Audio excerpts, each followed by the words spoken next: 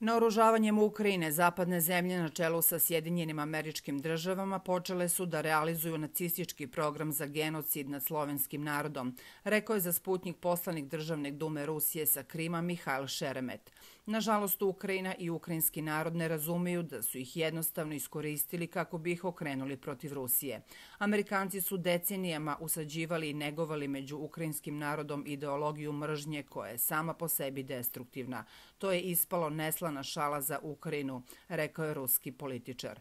Po rečima Šeremeta, u zapadnom scenariju ukrajinskom narodu je dodeljena uloga žrtve koju nije žao položiti na oltar rata u ime glavnog geopolitičkog cilja slabljenja Rusije, porobljavanja njenog naroda i uspostavljanja kontrole nad njenim prirodnim resursima. On zaključuje da je danas Rusija ostala bedem odbrane slovenske civilizacije, stoga Moskva mora da pobedi u ovoj civilizacijskoj bici.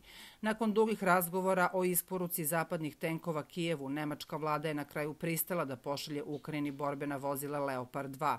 Planirano je da se formiraju 2 tenkovska bataljona. Berlin će u prvoj fazi isporučiti Kijevu četu od 14 borbenih vozila tipa A6 iz zaliha Bundeswehra. Kako je rekao nemački ministar odbrane Boris Pistorius, tenkovi bi u Ukrajinu mogli da stignu krajem marta. Isporuku tenkova za oružane snage Ukrajine najavio je i američki predsjednik Joseph Biden. Prema njegovim rečima, ukrajinska vojska će dobiti 31 borbeno vozilo M1 Abrams, koji će formirati jedan tenkovski bataljon. Visoki zvaničnik iz američke administracije je precizirao da će isporuka vojne tehnike u Ukrajini potrajati mesecima. Adolf Hitler i svi pripadnici Trećeg rajha bili su uvereni da će pobediti u Drugom svetskom ratu. Upravo zbog toga nisu pripremali samo planove borbe, već su detaljno razradili i planove za vladavinu nakon pobede. Nije iznenađenje da su nacisti bili odlučni u ubijenju svake jevrejske osobe na planeti, ali njihovi planovi za genocid nisu se tu zaustavili. Sloveni u istočnoj Evropi bili su sledeća rasno nepoželjna skupina koju je trebalo iskoreniti. U vreme kada se rat završio, Hitler je već pokrenuo neke planove. Plan se zvao General Plan Ost i bio je sistemska operacija za brisanje Slovena i njihove kulture sa lica zemlje. Prve na meti su bile vođe.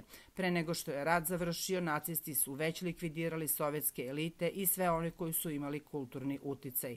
Da su nacisti osvojili Rusiju, počeli bi deportaciju 31 miliona Slovena u Sibir da rade kao robovi u logorima. Drugi bi bili poslani na robovsku trgovinu izrađenu prema američkom modelu ropstva. A kako bi ih zamenili, trebalo bi poslati 10 miliona etničkih Nemaca da bi formirali nove rasno čiste porodice.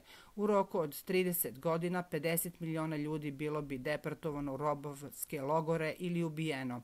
Gotovo cela istočna Evropa bila bi izbrisana, kaže političar za Sputnjik.